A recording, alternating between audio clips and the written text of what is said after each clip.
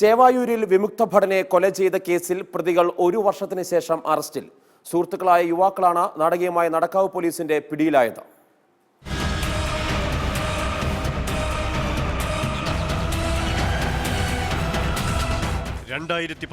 May 13 Chevayur സ്വദേശിയും വിമുക്ത ഭടനുമായ ശ്രീകുമാറിനെ പരിക്കേറ്റ നിലയിൽ കണ്ടത്.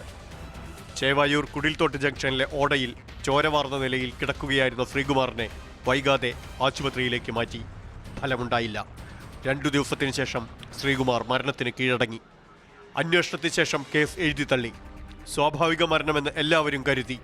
എന്നാൽ കഴിഞ്ഞ മാസം മെഡിക്കൽ കോളേജ് പോലീസിൽ ശ്രീകുമാറിന്റെ ബന്ധുക്കൾ പരാതി സമർപ്പിച്ചു. 13,000 രൂപയോളം വിലയുള്ള ശ്രീകുമാറിന്റെ മൊബൈൽ ഫോൺ നഷ്ടമായിരുന്നു എന്ന് ചൂണ്ടിക്കാട്ടിയായിരുന്നു പരാതി.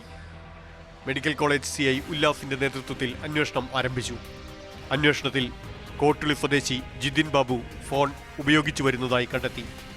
ജിതിൻ ബാബുവിനെ ചോദ്യം ചെയ്തപ്പോൾ ഞെട്ടിപ്പിക്കുന്ന വിവരങ്ങൾ പുറത്തുവന്നു. വിമുക്ത ഭടനായ ശ്രീകുമാറിൽ നിന്ന് മദ്യം വാങ്ങാനെത്തിയതായിരുന്നു ജിതിനും സുഹൃത്ത് പ്രവീൺ സൈമണും. മൂവരും ഒന്നിച്ച് മദ്യപിച്ചു. സംഭാഷണത്തിനിടെ ശ്രീകുമാറിന്റെ ഫോൺ യുവാക്കൾ പിടിച്ചു വാങ്ങി. തർക്കം മുറുകി. ഇതിനിടെ യുവാക്കൾ ശ്രീകുമാറിനെ പിടിച്ചു തള്ളി. പിറകോട്ട് വീണ ശ്രീകുമാർ ബോധരഹിതനായി. ഫോണുമായി ജിത്തിനും പ്രവീണും സ്ഥലം വിട്ടു. ഫോൺ ഉപയോഗിച്ചത് അന്വേഷിച്ചപ്പോഴാണ് കൊലപാതകത്തിന്റെ ചുരുൾ നിവർന്നതെന്ന് കമ്മീഷണർ സ്പർജൻ കുമാർ പറഞ്ഞു. ജിതിൻ ദാസും പ്രവീൺ സൈമൺ ഇന്നലെ രാത്രി പിടിക്കുകയും ഇവന്മാർ കുറ്റം സമ്മതിക്കുകയും ചെയ്തതാണ്. അന്ന സംഭവത്തിൽ ഈ മൊബൈൽ ഫോൺ കളവ് ചെയ്യുകയും